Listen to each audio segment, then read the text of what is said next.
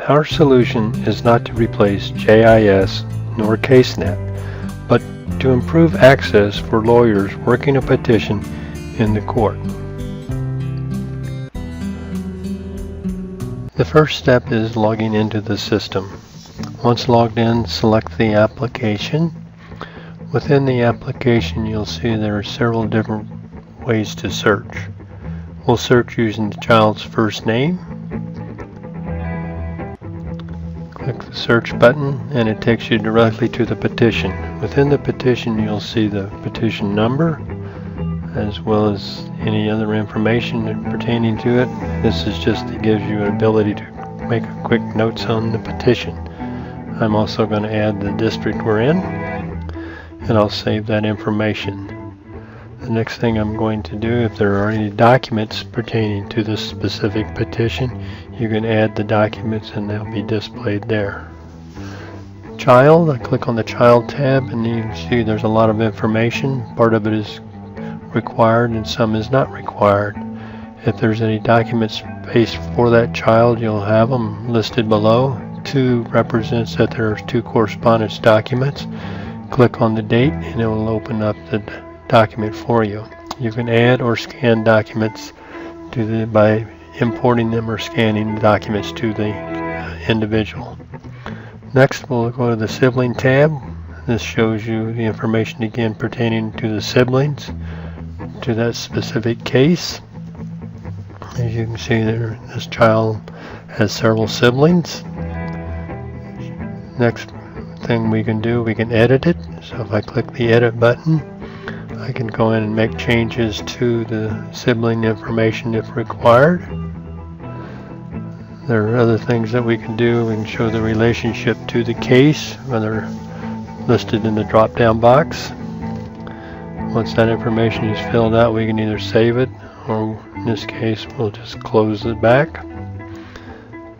The next thing we're going to do is go to the parent, and this will list all the parents and all of the children or siblings within there and what their relationship is. And again, there's a lot of information that can be completed, and each parent has their own documents that go along with them.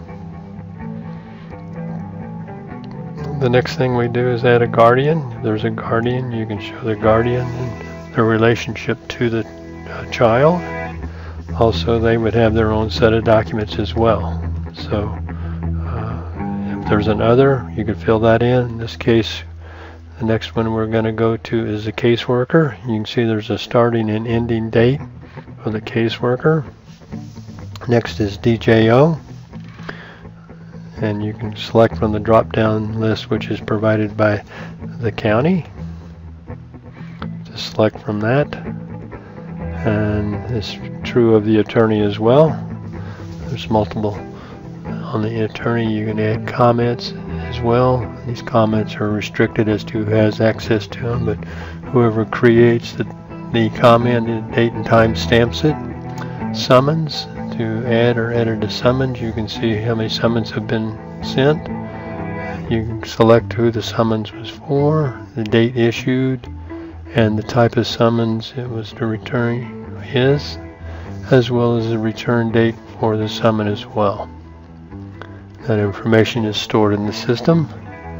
If there's any milestones as to needed to record, the removal date, and then you can add, it automatically calculates the 60, 90, and 365 date for you. The other thing that we do here is also show who has access to this particular petition. So that kind of entails everything. Displays a snapshot which shows just a quick overview of everything about this specific petition. Who the parents, guardians, others, attorney, service dates. There's a lot of information that is provided here to help the attorney while in front of the judge. Again, it's just a snapshot of what is taking place.